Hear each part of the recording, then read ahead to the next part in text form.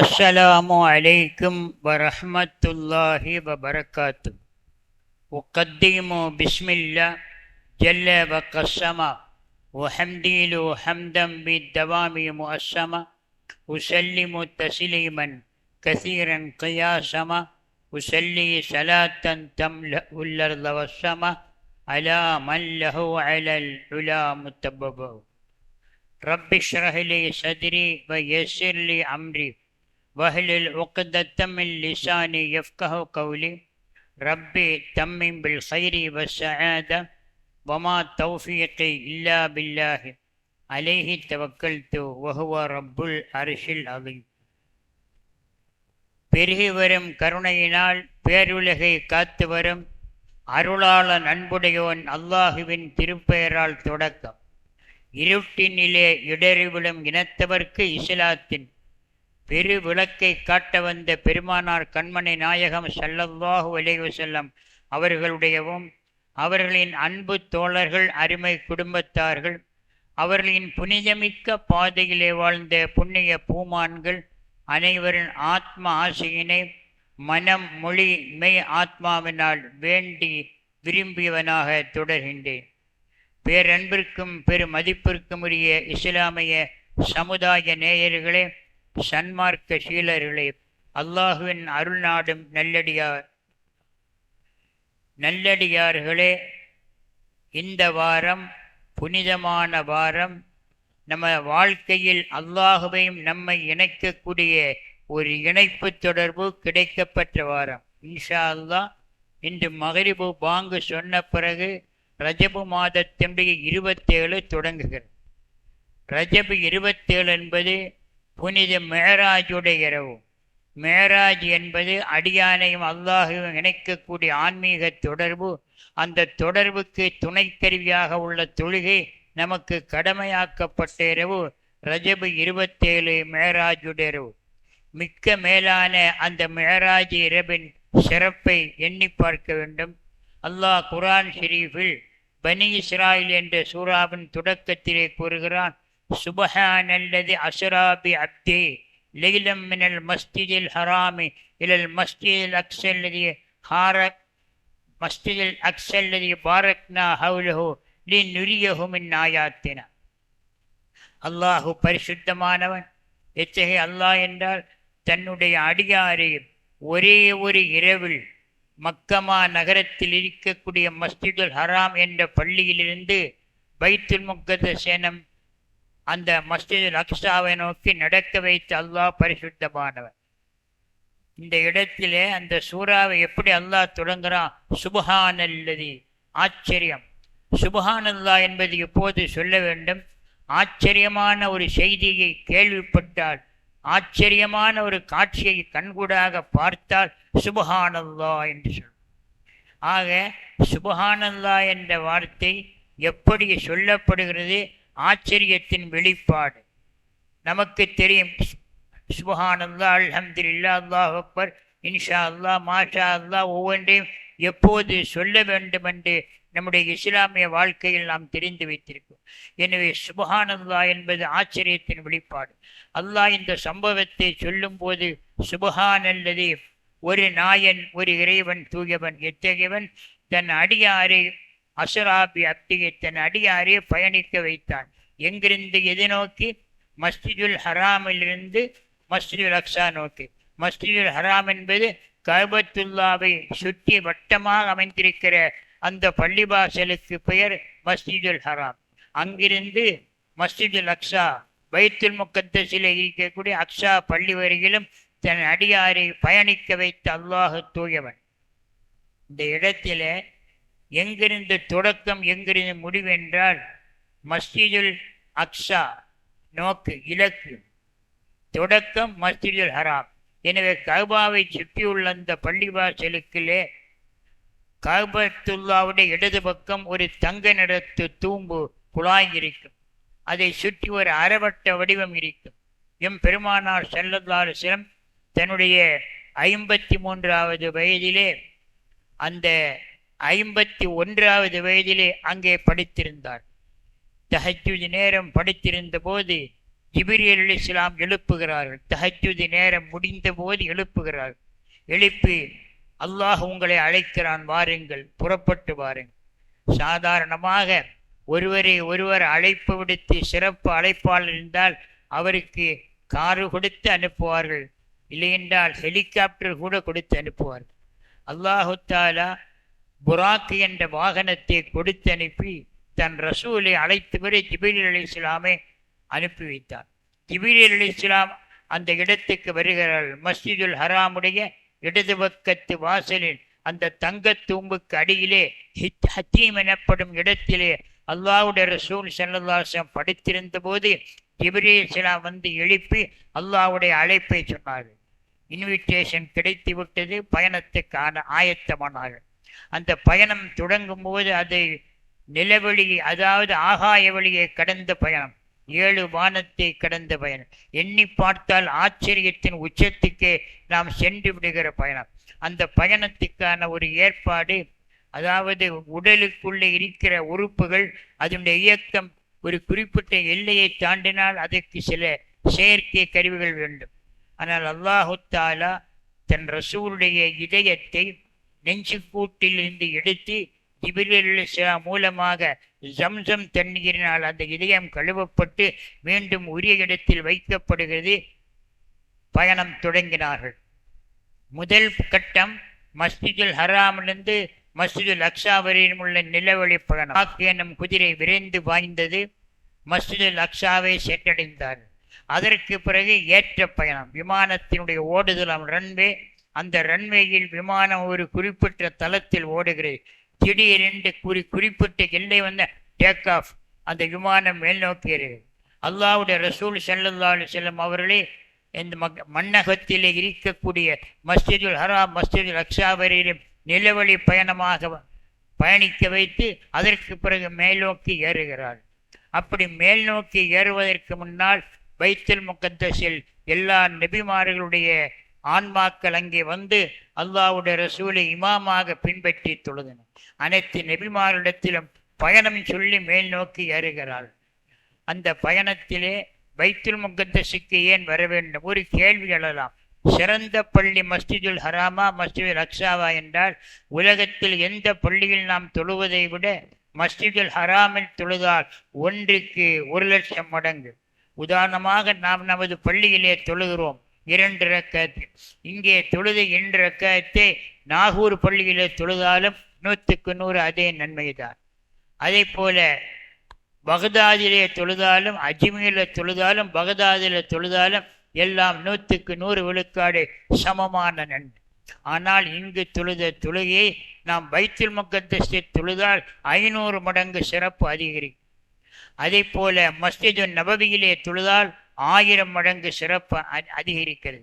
மஸ்ஜிதுல் ஹராம் கஅபாவிலே தொழுதால் 1,00,000 மடங்கு. நாம் இங்கே நேர்த்திக்கடன் என்று முராது ஹாசினாலார் என்னுடைய நோக்கம் நிறைவேறுமானால் நான் மஸ்ஜிதுல் ஹராமில் தொழுவேன் என்று நேர்த்திக்கடன் செய்தவர் அங்குதான் செல்ல வேண்டும். அந்த நன்மையை வேறு எங்கு தொழுதாலும் கிடைக்காது. அதே போல மஸ்ஜிது நபவியிலே நியத்து செய்தவர்கள் அங்குதான் செல்ல வேண்டும். என்ன வித்தியாசம்? உலகத்தில் எல்லா பள்ளியை விட மஸ்ஜிதுல் ஹராமில் 1,00,000 மடங்கு, மஸ்ஜித் நபவியிலே 1000 மடங்கு, மஸ்ஜிதுல் அக்ஸாவில் 500 மடங்கு.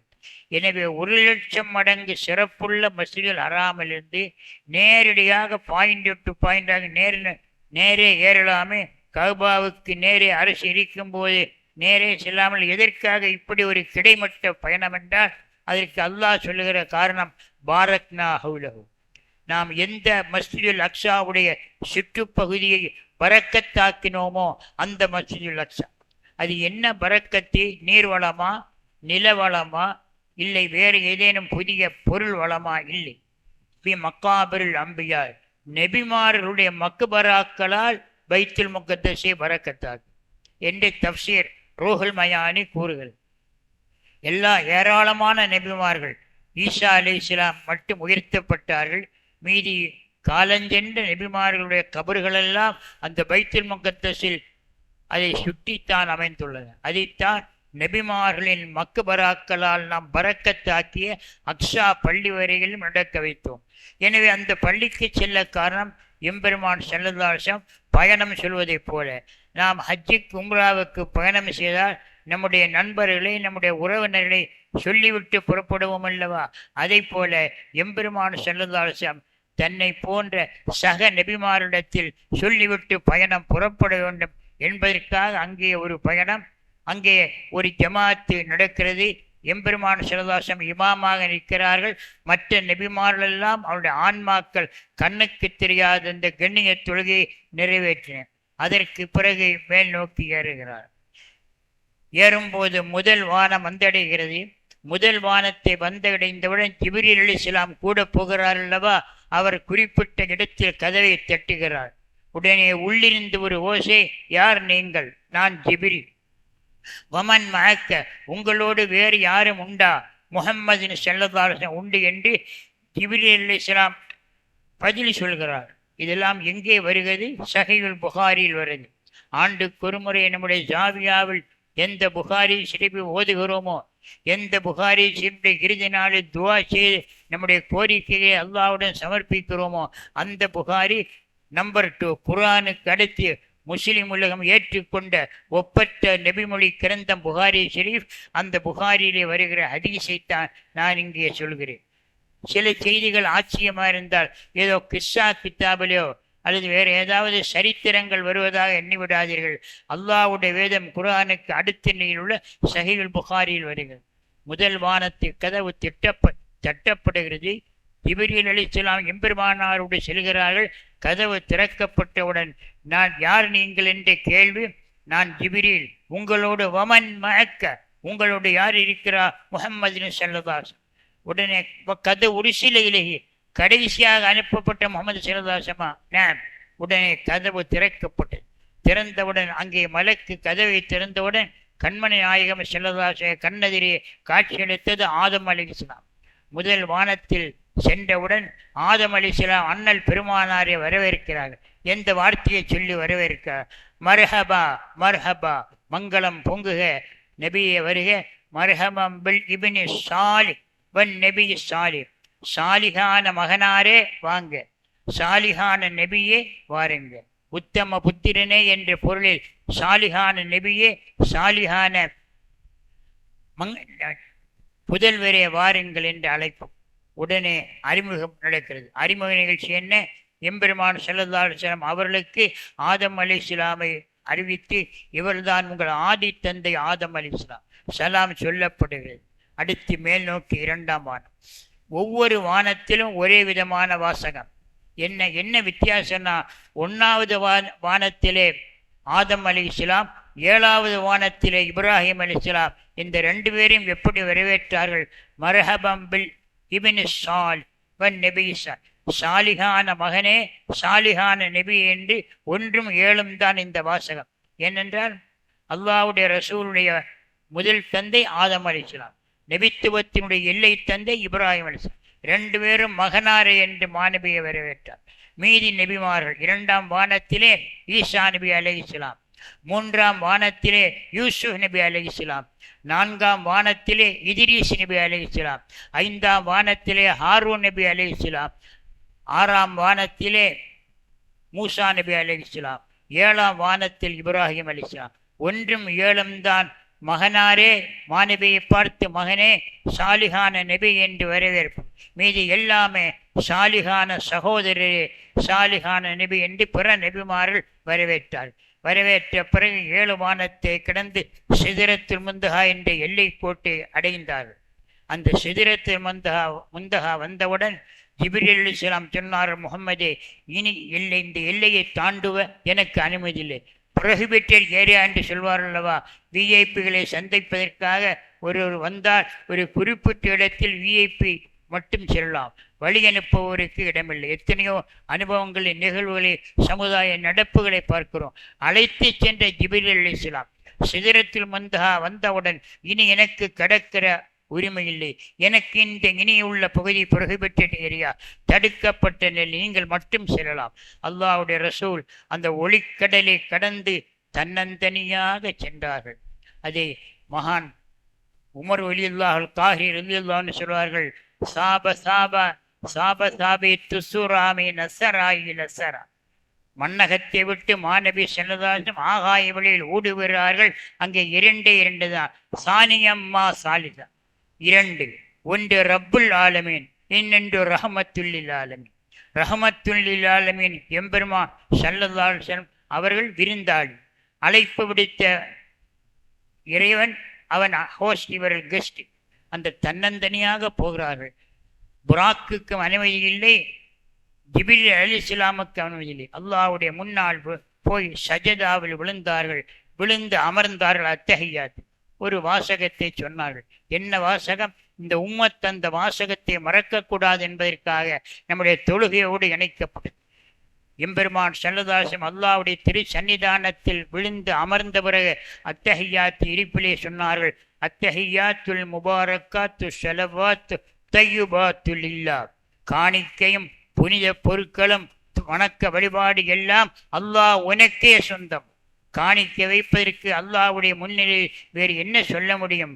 எனவே ரப்புல் ஆலமீனுடைய திருச்சன்னிதானத்தில் ரஹமத்துல்லில் ஆலமீனார் ஸல்லல்லாஹு அலைஹி வஸல்லம் அமர்ந்து சொன்ன வாசகம், இறைவா எல்லா வணக்க வழிபாடும் காணிக்கையெல்லாம் உனக்கே என்றவுடன் அல்லாஹ் திருப்பி சொன்னான், அஸ்ஸலாமு அலைக்க ஐயுஹன் நபியு வ ரஹமத்துல்லாஹி வ பரக்காத்து.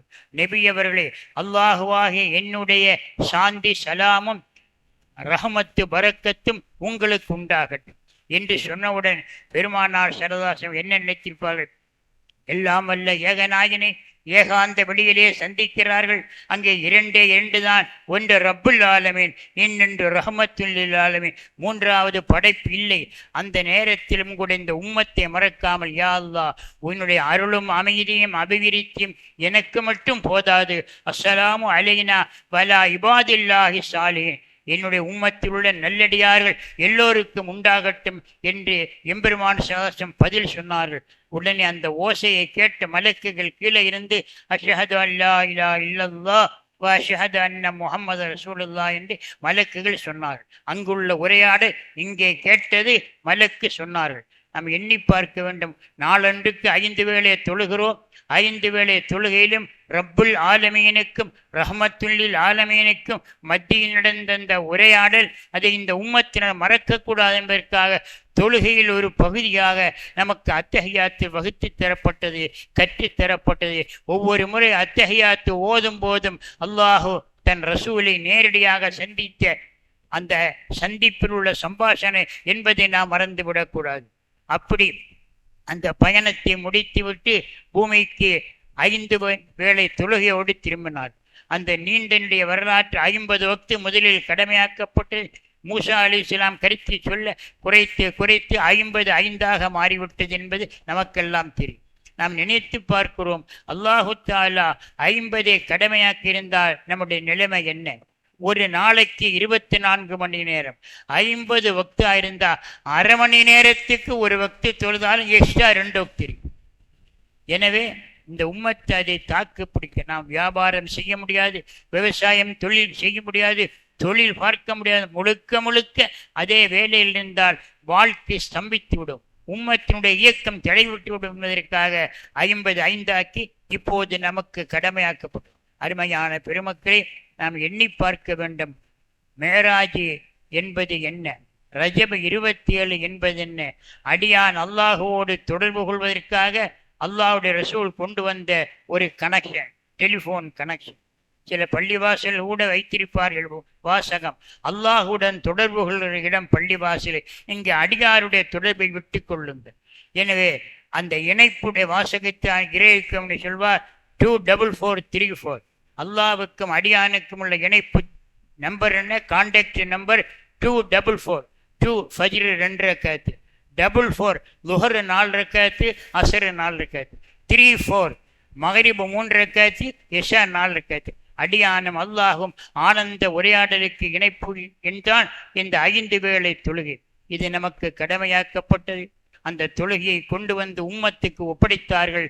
படைத்த நாயனை நான் ஏக வெளியில் சந்தித்தேன், நீங்கள் அவனுடைய அருளை பெற இந்த தொழுகை மேற்கொள்ளுங்கள் என்று சொன்னார்கள். ரஜப் 27, ரமலான் 27 ஒரே ஒரு வார்த்தையில் இணைக்கலாம். ரஜப் 27 என்பது ரஹமத்துல்லில் ஆலமீன், ரப்புல் ஆலமீனை நோக்கி சென்ற இரவு, ஏற்றுமதி. ரமலான் 27 என்பது ரஹமத்துல்லில் ஆலமீன் ரப்புல் ஆலமீனை நோக்கி சென்ற எக்ஸ்போர்ட் ஏற்றுமதி. ரமலான் 27 ரப்புல் ஆலமீன் விக்ருலில் ஆலமீன குர்ஆனை இம்போர்ட். இது ஏற்றுமதி, அது இறக்குமதி. எது ஏற்றுமதி? ரஜப 27 இறை தூதரை இறைவனை நோக்கி செய்த ஏற்றுமதி. ரமலான் 27 இறைவன் வழிகாட்டும் வான்மறை குர்ஆனை இந்த மண்ணுலகத்துக்கு செய்த இறக்குமதி. ஒரு தொடர்பு இருக்கிறது. இந்த புனிதர மேராஜ் பயணத்தின் மூலமாக நமக்கு கிடைத்த பெரும் வாய்ப்பு தொழுகை. அத்துடன் ஒரு சட்ட சலுகையும் கிடைத்தது. அது என்ன தெரியுமா? குர்ஆன் ஷரீஃபில் எத்தனை சூறா? எல்லோருக்கும் இந்த 114 சூறா. அந்த 114 சூறாவை ரெண்டாம் பிரிக்கலாம். 86 சூறா மக்கா சூறா, 28 சூறா மதீனா சூறா. பெரிய பெரிய சூறாக்கள் எல்லாம் மதீனாவில். எனவே மதீனா சூறா 28, மக்கா சூறா 86 இணைத்தால் 114. மக்காவிலும் இல்லாமல் மதீனாவிலும் இல்லாமல் மேராஜில் அல்லாஹ்வுடைய ரசூலுக்கு கிடைத்த ஒரு வசனம் சூரத்தில் பக்கராவில் இடம்பெற்றுள்ள ஆமனர் ரசூலு. நமக்கெல்லாம் மனசில் ஓதியவர்களுக்கு தெரியும், அவுராது ஓதுவர்களுக்கு தெரியும். ஆமனர் ரசூல் பிமா உன்சில இலைஹி மின் ரப்பி. அந்த சூறா முடியும் வரை உள்ள இது மக்கி வசனம் அல்ல, மக்கா வசனம் அல்ல, மதீனா வசனம் அல்ல, மேராஜில் அல்லாஹ் நேரடியாக கொடுத்த வசனம். எனவே இத்தகைய சிறப்புமிக்க வாய்ப்புகள் நமக்கு கிடைத்தன. இறைவனை நெருங்குவதற்கும் இறை அணுக்கத்தை பெறுவதற்கும் இறை நெருக்கத்தை நேசியம் அடைவதற்கும் அல்லாஹு தஆலா நமக்கு தந்த ஒரு மகத்தான வாய்ப்பு. இந்த நாளில் நாம் செய்ய வேண்டிய ஒரு அமல் என்ன? பெரும்பாலும் ஆலிம்கள் இதை சொல்வதில்லை. நம்முடைய ரஹ்மானியா மதரசாவுடைய கண்ணியத்திற்குரிய முதல்வர் அல்லாமா ஷேக் முகமது குட்டி ஹஜ்ரத் அவர்கள் ஒரு 5 ஆண்டுகளுக்கு முன்னால் சொன்னார்கள், ரஜபு 27 நோன்பு வைப்பது சுன்னத் என்றார். பல ஆலிம்களும் ஆச்சரியப்பட்டார்கள். நான் கூட அப்போது ஆச்சரியப்பட்டேன். ஏனென்றால் நாம் ஆன்மீக சூழலில் தேடலில் கிடைக்காத ஒரு திரவியத்தை கொண்டு வந்து காட்டினார். எங்கே ரஜபு 27 மேராஜ் நோன்பு சுன்னத்தா என்றால் இஹ்யா உலூமுத்தீன் அறிவு கடலாம் ஹஸாலி ரஹமத்துல்லாஹியுடைய அந்த இஹ்யா உலூமுத்தீன் ஹஜ்ரத் அவர்கள் பார்த்து, இதோ பாருங்கள், ரஜபு 27 மேராஜில் ஒரு நோன்பு நோற்றால் 60 ஆண்டு நோன்பு நோற்ற நன்மை கிடைக்கும் என்ற அந்த இஹ்யா உலூமுத்தீன் ஹதீஸை காட்டினார்கள். எல்லோரும் வியந்தோம். அதை கூட நான் ஒரு பள்ளியிலே ஜும்மா பயான் இந்த ஊரிலேயே அந்த செய்தி எடுத்து சொன்னேன். பலரும் வியப்படைந்தார்கள். ஆதாரத்தை அப்போதே சொன்னேன். அருமையான பெருமக்களே, ஆன்மீகத்தினுடைய நெருக்கத்தை தருவது மேராஜி. தரீக்கா எனப்படுகிற அந்த ஞான வெளி பாட்டையின் உச்சம் மேராஜி. அதனால் தொழுகை என்ற ஷரியத்து நமக்கு கிடைத்தது. எனவே வாய்ப்பு உள்ளவர்கள், வசதி பெற்றவர்கள் இன்றைக்கு இரவு சஹர் செய்து கொள்ளுங்கள். நாளைக்கு நோன்பு வைத்துக் கொள்ளுங்கள். வெள்ளிக்கிழமை மட்டும் நோன்பு வைக்கிறது மக்ரூஹ். வியாழக்கிழமை வாராந்திர நோன்பு சுன்னத்து. திங்களும் வியாழனும் வாராந்திர நோன்பு சுன்னத்து. வெள்ளிக்கிழமை மட்டும் நோன்பு வைத்தால் அது மக்ரூஹ். ஆனால் நாளைக்கு சனிக்கிழமையா இருந்தாலும் அது மேராஜுடைய இரவு என்ற காரணத்தினால் இன்றைக்கு மகரிபுக்கு புனித இரவு தொடங்குகிறது. இன்றைக்கு மகரிபிலிருந்து தொடங்கக்கூடிய புனித இறை நெருக்கத்தால் திக்ருகளால் அதை சிறப்பிப்போம். நாளைக்கு நோன்புக்கு இன்றைக்கு சகர் செய்ய நீர்த்தி செய்வோம். எல்லாமல் அல்லாஹ் அந்த மகத்தான பாக்கியத்தை நம் அனைவர்களுக்கும் தந்தருள் புரிவானாக. ஆமீன் யா ரப்பல் ஆலமீன். வ ஆகிர் தஅவானா அனில் ஹம்துலில்லாஹி ரப்பில் ஆலமீன்.